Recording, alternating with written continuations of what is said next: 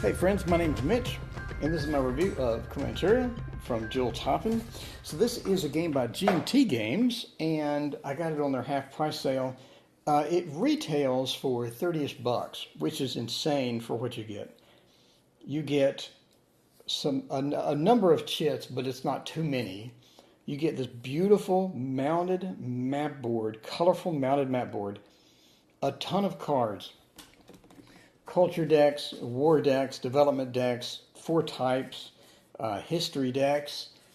You got all these cool things that you get for 30 bucks. And this was a no-brainer for me because that is just an exceptional deal. Normally, when you're getting into the solo game range, you're looking at 50 to 100 bucks normally for a normal solo game. So it's a basic area control game, to where I'm going to control this area, I'm going to defeat my enemies or start a truce with them or whatever, what have you. And the enemy will have random events. But this game treats enemy events differently than most games. Most games, you'll pull a card and it'll say what the enemy does. On this particular game, you have this section over here to where you roll a dice and determine what enemy is moving around or what they're doing. And it's like a chit draw, but the chits are on the board so you can see what's coming.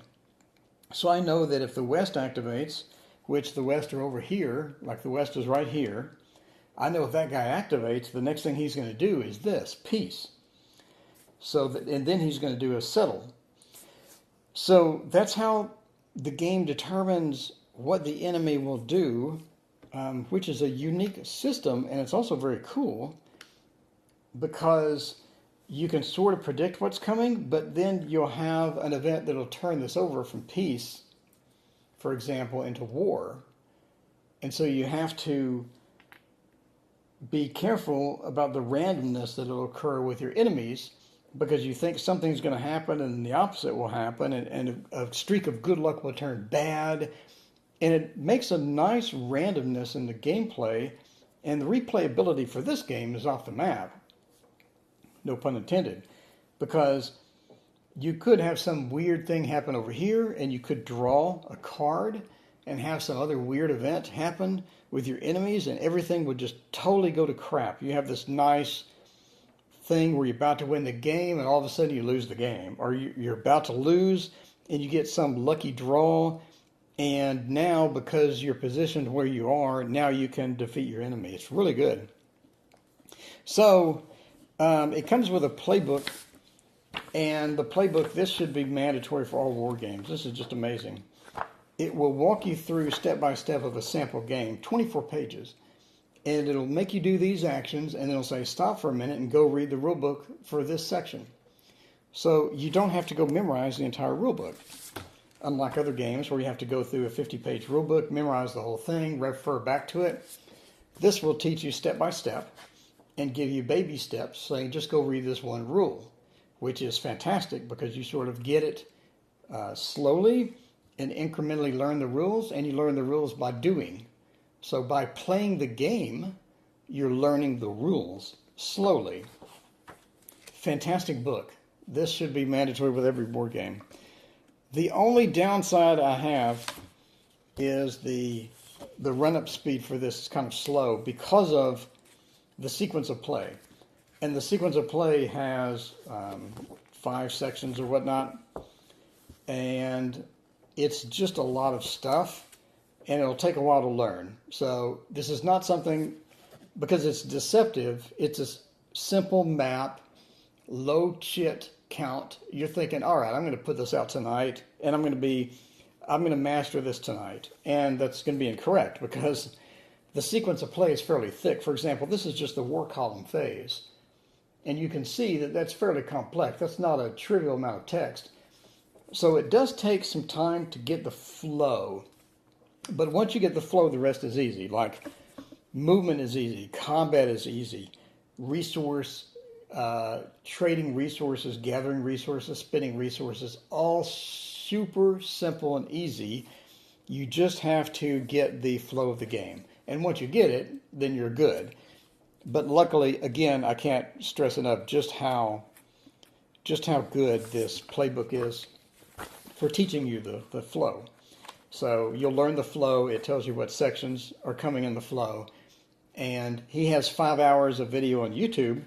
Look on the GMT channel that will go over even more detail.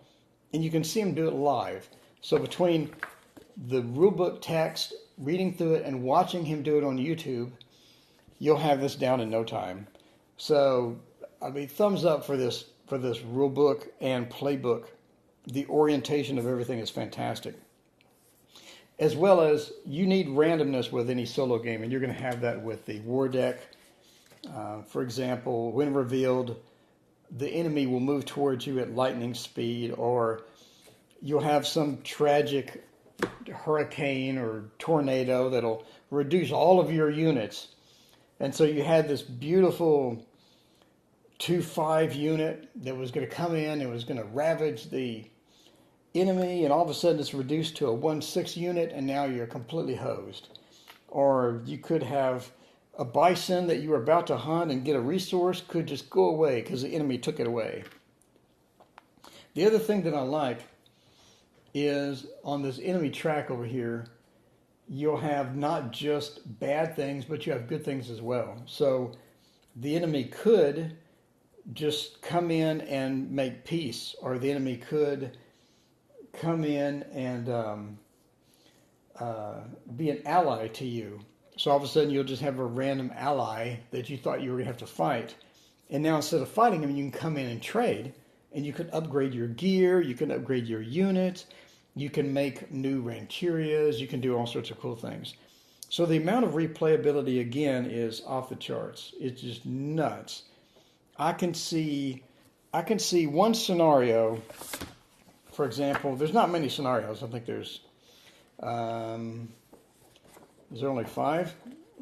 So let's say you're doing Rise of the Empire scenario. I can see this scenario, because of the randomness over here, the randomness of the cards, and the randomness of the various events, being completely different, like night and day different from play 1 to play 2, which again really speaks for the replayability, as well as you have different development cards for level 1, level 2, level 3, level 4 development cards. And these cards are thick, by the way. That is not a thin card. These are nice, thick cards, and the chits are nice, high quality. I mean, that's a fairly thick chit. The board is absolutely gorgeous, and it's a real thick mounted board that you won't have to worry about damaging, or you won't have to worry about the creases showing or ripping or anything like that. So overall, I'm going to give this game a 9 out of 10. For the $30 price range, this is a no-brainer. I mean, the minute I said mounted board, high quality chits, high quality cards, easy rule book, play it in an evening, $30 is way below what I expected to pay. So very happy with this. 9 out of 10. Thank you, Joel Toppin, for a fantastic game. This is hitting the table frequently. I can see myself playing this a lot. This is going to be a lot of videos on this, guys. So thanks again, Joel Toppin, for making this game. I'm glad that I got it on the half price sale at GMT. Definitely recommended.